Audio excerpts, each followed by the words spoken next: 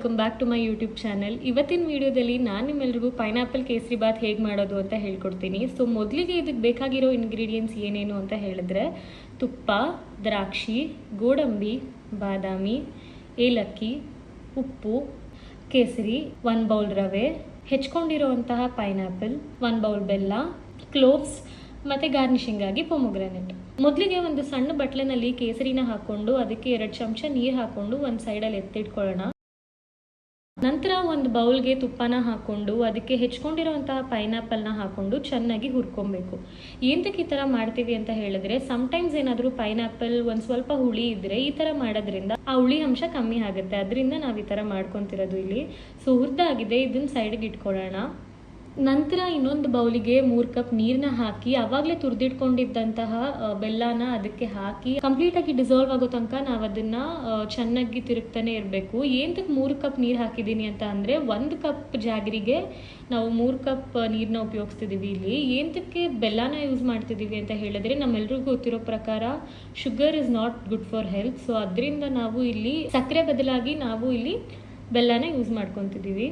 So ನೀವು ನೋಡ್ಬೋದು already ಇವಾಗ ಕಂಪ್ಲೀಟಾಗಿ ಬೆಲ್ಲ ಏನಿದೆ ನೀರು ಜೊತೆ ಕಂಪ್ಲೀಟಾಗಿ ಡಿಸಾಲ್ವ್ ಆಗಿದೆ. ಸೊ ಇವಾಗ ಇದನ್ನು ಸೈಡಲ್ಲಿ ಎತ್ತಿಟ್ಕೊಳ್ಳೋಣ. ಸೊ ಇದಾದಮೇಲೆ ಇವಾಗ ಒಂದು ಪ್ಯಾನ್ಗೆ ತುಪ್ಪನ ಹಾಕ್ಕೊಂಡು ಬಾದಾಮಿನ ಹಾಕ್ಕೊಂಡು ಚೆನ್ನಾಗಿ ಹುರ್ಕೊಬೇಕು. ಅದಾದಮೇಲೆ ಗೋಡಂಬಿ, ದ್ರಾಕ್ಷಿ ಎರಡನ್ನೂ ಹಾಕ್ಕೊಂಡು ಚೆನ್ನಾಗಿ ಹುರ್ಕೊಳ್ಳೋಣ. ಹುರ್ಕೊಂಡಾದ್ಮೇಲೆ ಅದಕ್ಕೆ 1 ಕಪ್ ರವೆ ಏನಿತ್ತು ಆವಾಗಲೇ ಅದನ್ನು ಹಾಕ್ಕೊಬೇಕಾಗತ್ತೆ. ಅದನ್ನು ಹಾಕ್ಕೊಂಡು ಚೆನ್ನಾಗಿ ಹುರಿಬೇಕು. ತಳ ಹಿಡಿದಿರೋ ಥರ ಕಂಪ್ಲೀಟಾಗಿ ನಾವು ರವೆನ ಹುರ್ಕೊಬೇಕು. ಅದಾದಮೇಲೆ ಆವಾಗಲೇ ಎತ್ತಿಟ್ಕೊಂಡಿದ್ದಂತಹ ಪೈನಾಪಲ್ ಏನಿತ್ತು ಅದನ್ನು ಹಾಕಿ ಚೆನ್ನಾಗಿ ಮಿಕ್ಸ್ ಮಾಡ್ಕೊಬೇಕಾಗತ್ತೆ. ಮಿಕ್ಸ್ ಮಾಡ್ಕೊಂಡ್ಮೇಲೆ ಆ ಬೆಲ್ಲದ ಪಾಕ ಏನಿತ್ತಲ್ಲ ಅದನ್ನು ಸ್ವಲ್ಪ ಸ್ವಲ್ಪ ಹಾಕ್ಕೊಂಡು ಅಲ್ಲಲ್ಲೇ ಮಿಕ್ಸ್ ಮಾಡ್ಕೊಂಡು ಮಾಡಬೇಕು. ಏನಕ್ಕೆ ಈ ಥರ ಮಾಡಬೇಕು ಅಂತ ಹೇಳಿದರೆ, ಅದು ಗಂಟಾಗೋ ಚಾನ್ಸಸ್ ಇರುತ್ತೆ.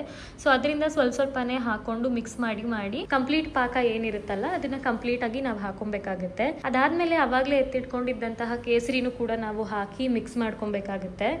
ಕೇಸರಿನ ಕೂಡ ಹಾಕಿ ಮಿಕ್ಸ್ ಮಾಡ್ಕೊಬೇಕು. ಅದ್ರ ಜೊತೆಗೆ ಕ್ಲೋವ್ಸ್ನ ಕೂಡ ಹಾಕಿ ಚೆನ್ನಾಗಿ ಮಿಕ್ಸ್ ಮಾಡ್ಕೊಳ್ಳೋಣ. ನಂತರ ಒಂದೇ ಒಂದು ಪಿಂಚ್ ಆಫ್ ಸಾಲ್ಟ್ನ ಅದಕ್ಕೆ ಹಾಕಿ ಚೆನ್ನಾಗಿ ಮಿಕ್ಸ್ ಮಾಡ್ಕೊಬೇಕಾಗತ್ತೆ. ಒಂದು ಸ್ವಲ್ಪ ಹೊತ್ತಾದಮೇಲೆ ಏಲಕ್ಕಿನ ಚೆನ್ನಾಗಿ ಕುಟ್ಟಿ ಪುಡಿ ಮಾಡಿ ಅದನ್ನು ಸಹ ನಾವು ಆ ಪ್ಯಾನಿಗೆ ಹಾಕ್ಕೊಂಡು ಚೆನ್ನಾಗಿ ಮಿಕ್ಸ್ ಮಾಡ್ಕೊಬೇಕು. ಚೆನ್ನಾಗಿ ಮಿಕ್ಸ್ ಮಾಡಿಕೊಂಡು ಅದನ್ನು ಸ್ವಲ್ಪ ಬಾಯ್ಲ್ ಆಗೋ ತನಕ ಬಿಡಬೇಕು. ಅದಾದಮೇಲೆ ನೀವು ಇವಾಗ ಏನು ನೋಡ್ತಿದ್ದೀರಲ್ಲ ಈ ಥರ ಒಂದು ಟೆಕ್ಸ್ಚರ್ ಬರುತ್ತೆ. ಸೊ ಈ ಥರ ಒಂದು ಟೆಕ್ಸ್ಚರ್ ಬಂದಮೇಲೆ ಚೆನ್ನಾಗಿ ಅದನ್ನು ಮಿಕ್ಸ್ ಮಾಡಿದ್ರೆ ಪೈನಾಪಲ್ ಕೇಸರಿ ಬಾತ್ ರೆಡಿ.